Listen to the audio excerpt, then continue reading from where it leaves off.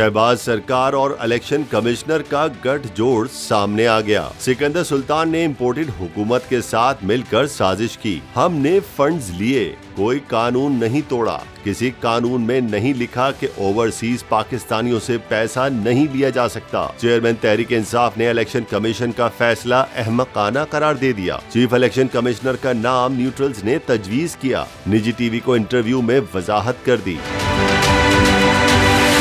इमरान खान ने मजीद कहा, सिकंदर सुल्तान की नून लीग से वाबस्तगी के बारे में पहले से जानते थे। हमें सिकंदर सुल्तान राजा के गैर जानिबदार होने की गारंटी दी गई। चेयरमैन पीटीआई ने अदालत के फैसले के खिलाफ सुप्रीम जुडिशल काउंसिल में भी जाने का ऐलान कर दिया। साबिक वजीर आजम ने मजीद कहा कि करप्ट सियासी जमातों के रहनुमाओं के अरबों डॉलर्स बाहर पड़े हैं। यहाँ चोरी के पैसे से इलेक्शन खरीदे जाते हैं। अगले इलेक्शन से पहले पीपल्स पार्टी या नून लीग की फंडिंग के जराए सामने लाने का मुतालबा करते हैं।